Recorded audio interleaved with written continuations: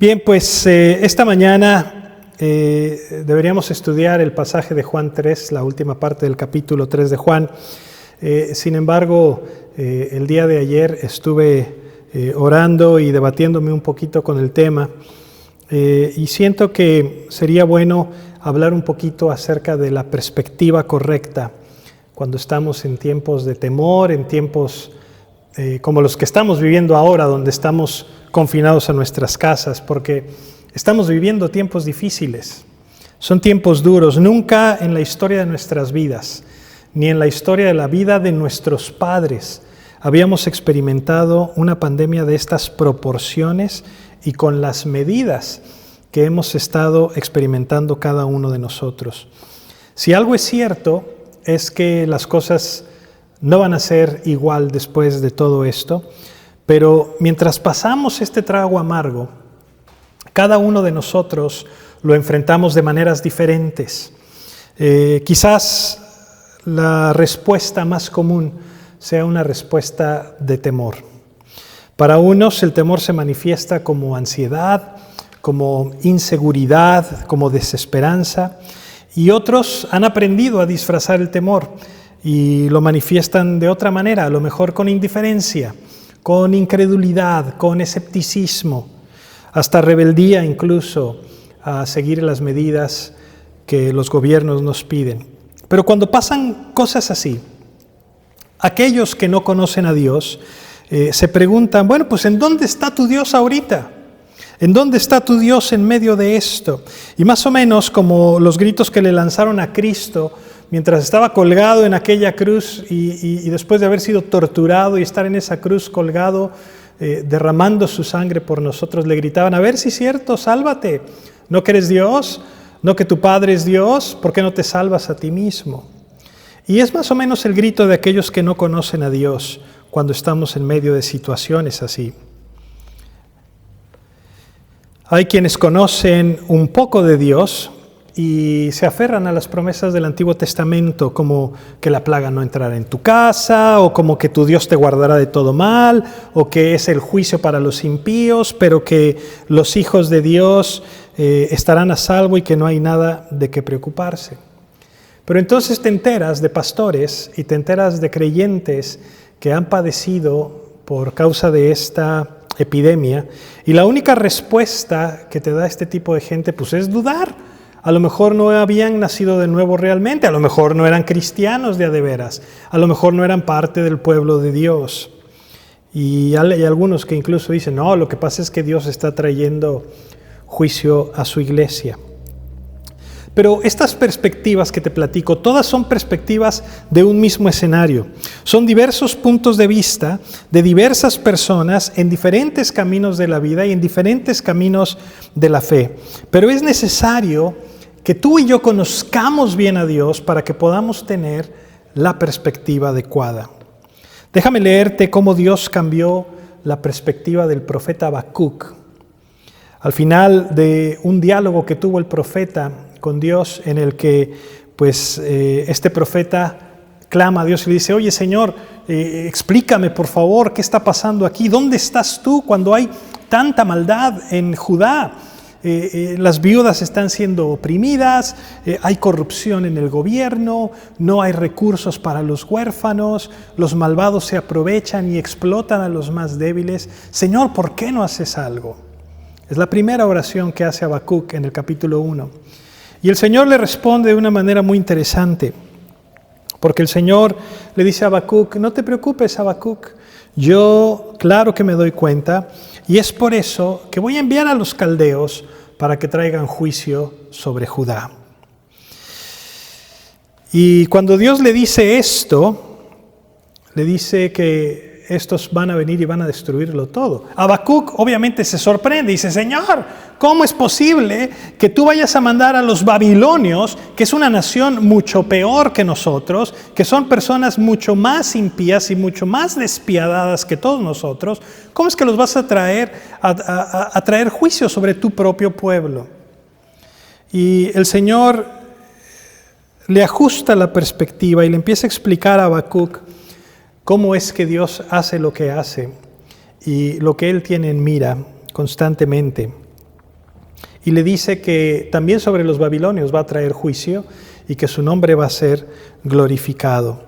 El punto es que a Habacuc de alguna manera le queda claro, y no nada más le queda claro al profeta, sino que Dios le ajusta su perspectiva. Y se la ajusta de una manera que ahora entiende mucho más y mucho mejor los propósitos de Dios, por lo que escribe al final de su libro el conocido poema de Habacuc 3:16.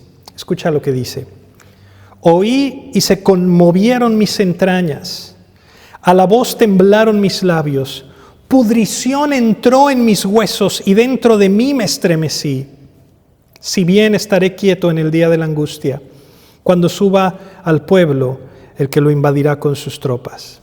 Y dice en el verso 17, aunque la higuera no florezca, ni en las vides haya frutos, aunque falte el producto del olivo y los labrados no den mantenimiento, y las ovejas sean quitadas de la majada, y no haya vacas en los corrales, con todo, yo me alegraré en Jehová y me gozaré en el Dios de mi salvación. Jehová el Señor es mi fortaleza.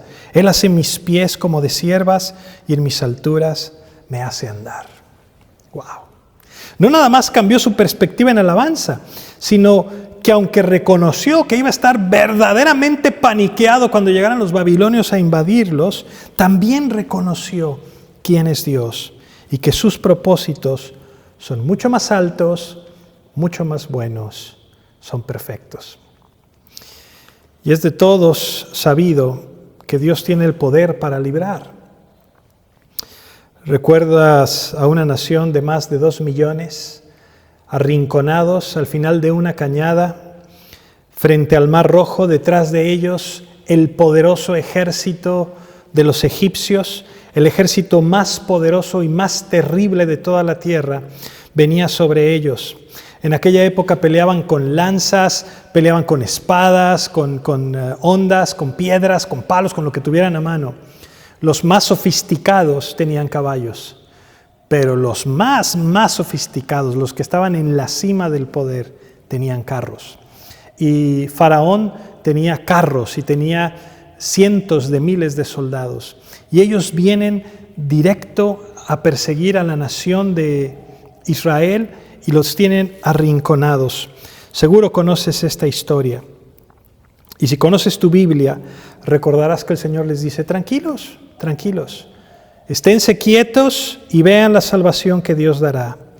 Paso siguiente, viene un fuerte viento, se divide el mar en dos, la nación de Israel pasa en seco. Más de 2 millones de personas con sus niños, con sus animales, con sus pertenencias, cruzan el Mar Rojo en seco.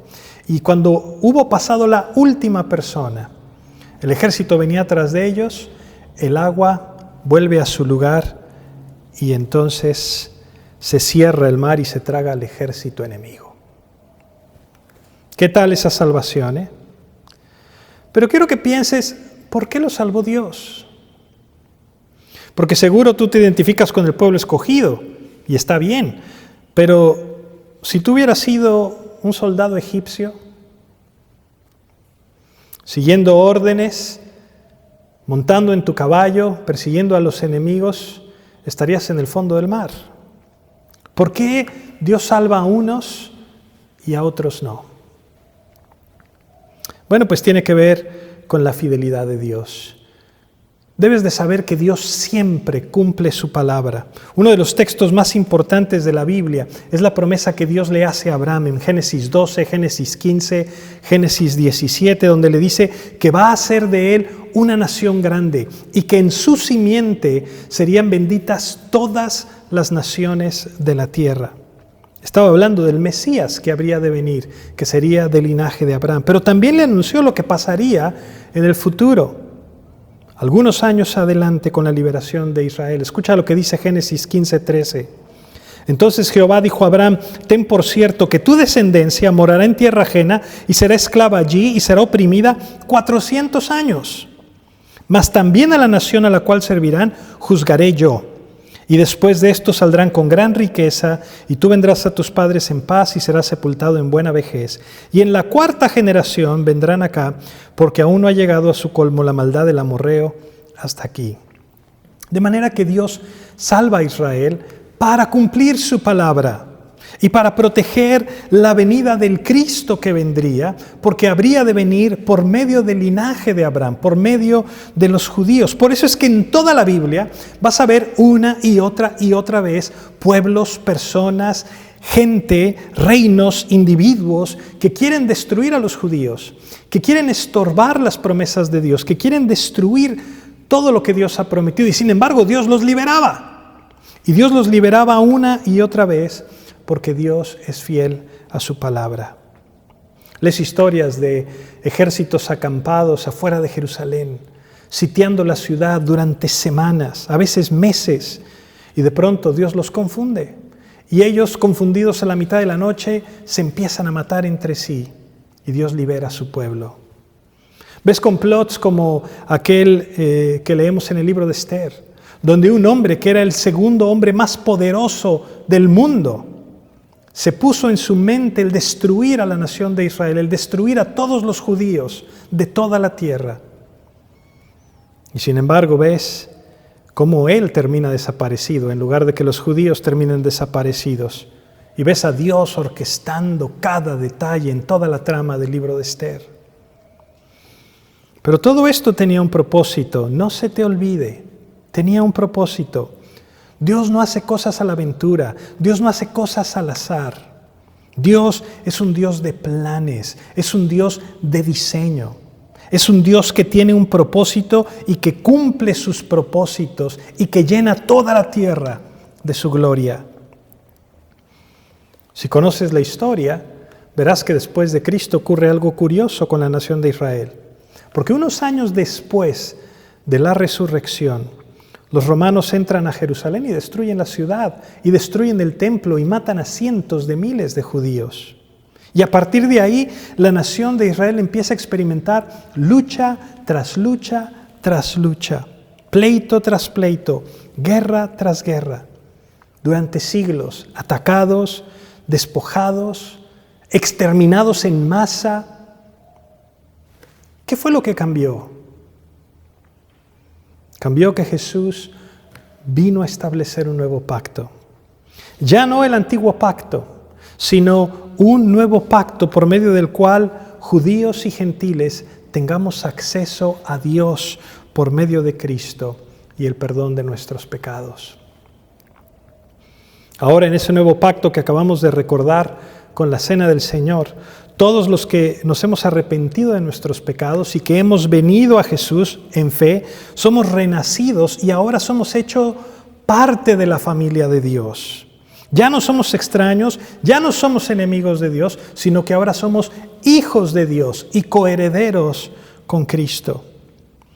Pero una de las cosas que tiene este nuevo pacto es que ahora tú y yo tenemos vida eterna.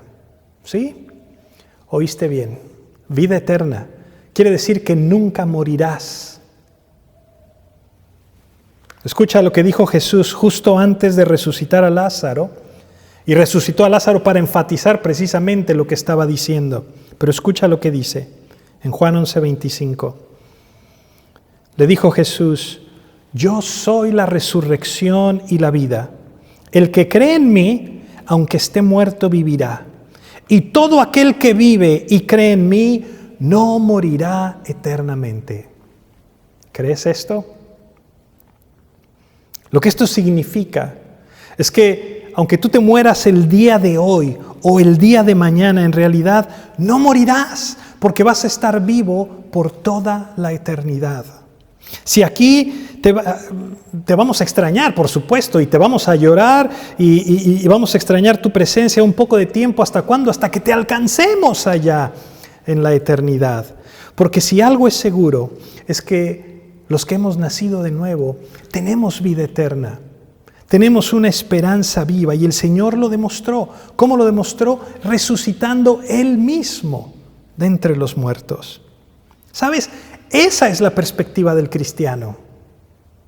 Todos los discípulos del Señor murieron y todos murieron muertes terribles, martirizados, perseguidos, torturados, pero ¿sabes? Tenían la perspectiva correcta.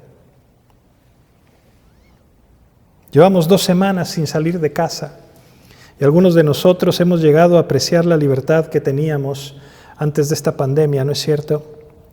Pero antier estaba en la sala con mis hijos y mientras platicaba con ellos les decía, imagínate, una celda de una prisión es de la mitad del espacio que tenemos aquí.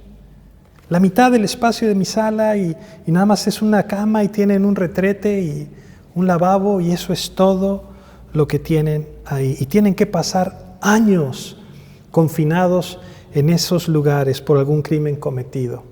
¡Qué cosa tan horrible! Y en eso me acordé de Pablo, el apóstol. Él no había cometido ningún crimen y sin embargo estaba encarcelado injustamente. Y ahí en esa prisión espantosa, en esa prisión húmeda, que ni de chiste tenía las condiciones que tienen las prisiones de la actualidad, ahí fue donde escribió varias de las epístolas del Nuevo Testamento. ¿Cuál era la perspectiva de Pablo? ¿Cómo es que se ve esa perspectiva correcta en la vida de Pablo? Te voy a leer una porción en Filipenses capítulo 1, del verso 3 al 26. Escucha lo que dice.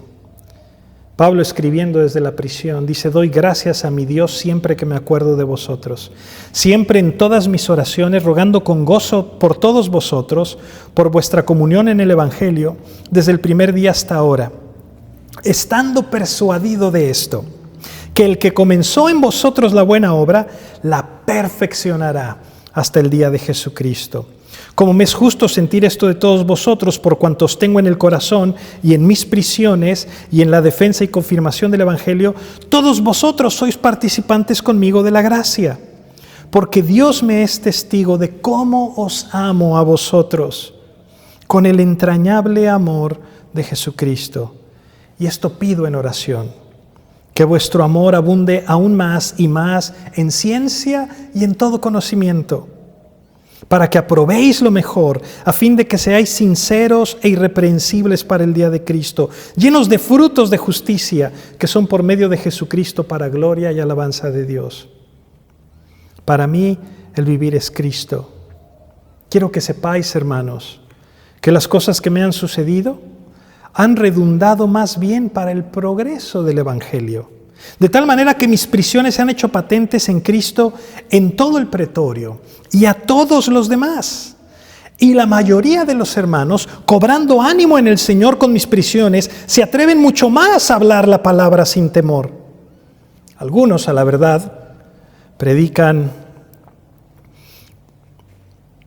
a Cristo por envidia y contienda, pero otros de buena voluntad.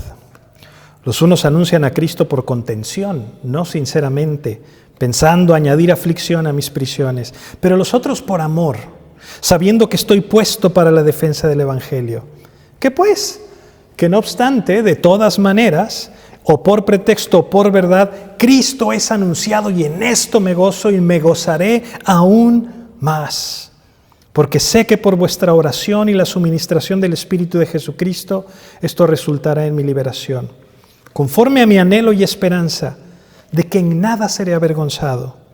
Antes bien, con toda confianza, como siempre, ahora también será magnificado Cristo en mi cuerpo, o por vida o por muerte, porque para mí el vivir es Cristo y el morir es ganancia. Mas si el vivir en la carne resulta para mí en beneficio de la obra, no sé entonces qué escoger, porque de ambas cosas estoy puesto en estrecho, teniendo deseo de partir y estar con el Señor, lo cual es muchísimo mejor, pero quedar en la carne es más necesario por causa de vosotros. Y confiado en esto, sé que quedaré, que aún permaneceré con todos vosotros para vuestro provecho y gozo de la fe, para que abunde vuestra gloria de mí en Cristo Jesús, por mi presencia otra vez entre vosotros. Me encanta lo que dice Pablo. Me encanta cómo escribe estas cosas en la palabra de Dios, inspirado por el Espíritu. Está diciendo, estoy encarcelado, pero qué bueno que estoy encarcelado. Qué bueno, porque ahora los hermanos andan predicando con más valor. Y me impacta porque todo el tiempo está pensando en la obra de Dios. todo el tiempo está pensando en los propósitos de Dios. Él lo dice, y no creo que lo haya dicho de dientes para afuera, pero lo dice sinceramente. Dice, quisiera estar muerto porque sé que estaría con el Señor en este momento. Y estar con el Señor es muchísimo mejor. Pero creo que no se me va a hacer. No se me va a hacer porque ustedes todavía me necesitan y soy de utilidad aquí entre ustedes. ¿A quién conoces que diga eso en estos días? ¿A quién conoces que diga, quisiera que me diera el coronavirus, que se me complicara y que me sacaran con los tenis para adelante para ya estar con el Señor? Ay, no, pastor, ni Dios lo mande. ¿Por qué no? ¿Por qué no? ¿Tienes una razón para seguir aquí? ¿Estás siendo de provecho para el Evangelio, para la expansión del reino de los cielos? ¿Cuál es tu papel en el diseño de Dios? No estoy diciendo que tienes que desear el querer morirte, por supuesto que no, pero lo que estoy diciendo es que no tienes por qué temer a la muerte si en realidad has nacido de nuevo. Y no nada más eso, sino que los cristianos somos el testimonio ejemplar de lo que significa la esperanza que tenemos en Cristo. Esto quiere decir que el mundo debe de conocer a Dios por tu ejemplo. Por la manera en que hablas, por la manera en que te expresas, por la manera en que ven a Cristo en tu vida. Cuando arrestaron a Ignacio de Antioquía para llevarlo al martirio, la iglesia trató de mover cielo, mar y tierra para librarlo. Empezaron a hablar con los amigos que tenían y tratando de mover palancas para que el anciano no fuera martirizado en la arena con las fieras o con el fuego. Y mientras Ignacio iba de camino a Roma, le escribe a las iglesias y en sus cartas él les dice, por favor, hermanos, no hagan nada por salvarme. No muevan nada, no muevan ningunas palancas, no pidan ningunos favores, porque no quiero que los incrédulos piensen que no tenemos esperanza en la resurrección. No se muestren acobardados por esto, al contrario, porque tenemos una esperanza, porque lo mejor que nos puede pasar es estar en la presencia del Señor, porque el anhelo de todo creyente es, Señor, ven ya, el poder ver al Señor venir y reunirnos con Él en su segunda venida en las nubes para que venga a establecer su reino en la tierra y así estar con Él por toda la eternidad. El anhelo de nuestro corazón, el deseo más profundo de nuestro ser, debe ser que nuestro Salvador nos reciba en sus brazos, pero que mientras ese día llega, todo lo que hagamos, todo lo que decimos, todo lo que pensamos, sea para la gloria de aquel que nos ha dado la vida en Cristo Jesús. Ahora, esto no quiere decir que dejes de orar para que Dios acorte los días, al contrario. Sigue orando para que esta pesadilla termine pronto, pero siempre con los ojos puestos en la perspectiva de Dios. Que su nombre sea glorificado, que la gente conozca al Dios de nuestra salvación. Que tus amistades en Facebook, en WhatsApp, en Twitter o por donde sea que te estés comunicando puedan ver en ti la verdadera esperanza que solamente ofrece el Señor Jesucristo. Y que cuando te digan, es que no entiendo por qué puedes estar tan tranquila o tan tranquilo. Yo quisiera tener esa paz, que tú les puedas decir, déjame te platico por qué. Porque yo tengo un Salvador. Yo tengo un Salvador infalible. El Dios que hizo los cielos y la tierra es nuestro Padre amoroso. Así que déjame terminar con estas palabras. Son unas palabras de exhortación en Hebreos 4:14. Dice, por tanto, teniendo un gran sumo sacerdote que traspasó los cielos, Jesús el Hijo de Dios, retengamos nuestra profesión o nuestra fe. Porque no tenemos un sumo sacerdote que no pueda compadecerse de nuestras debilidades, sino uno que fue tentado en todo, según nuestra semejanza, pero sin pecado. Acerquémonos, pues, confiadamente al trono de la gracia para alcanzar misericordia y hallar gracia para el oportuno socorro. Amén. Déjame orar contigo. Padre, yo te doy gracias, Señor. Gracias por tu palabra, gracias por tu salvación, gracias por las promesas maravillosas que tú tienes para tus hijos. Gracias, Dios, porque sabemos que eres un Dios fiel, un Dios que cumple su palabra, un Dios que obra de una manera bondadosa. Y Señor, confiamos en ti, aun cuando no entendamos muchas de las cosas que estamos viviendo. Sabemos que tú tienes el control y sabemos, Señor, que en tu plan y en tu diseño todo esto tiene un desenlace para tu gloria, un desenlace bueno. Te pedimos, Padre, nuevamente que obres tu divina voluntad y, Señor, que todos aquellos que han de venir a ti no se tarden más, sino que vengan y te entreguen su vida como lo hemos hecho aquellos a quienes nos has dado la oportunidad. Te bendecimos en el nombre precioso de Jesús. Y te pido, Señor, de manera muy especial, que ese gozo de nuestra salvación esté en las casas de todos mis hermanos y hermanas a lo largo de esta semana. En el nombre de Cristo Jesús. Amén. Que Dios te bendiga esta semana y, por favor, si tienes alguna necesidad específica de oración, háznosla saber. Ya tienes las redes sociales, tienes el WhatsApp, el grupo de oración. Haz uso de estos recursos que hemos estado poniendo en línea para ti, compártelos, suscríbete a los canales de YouTube, de Facebook, etc. Y hácelos también visibles a aquellos que son tu círculo cercano de amigos y familiares. Que Dios te bendiga y nos vemos el próximo domingo.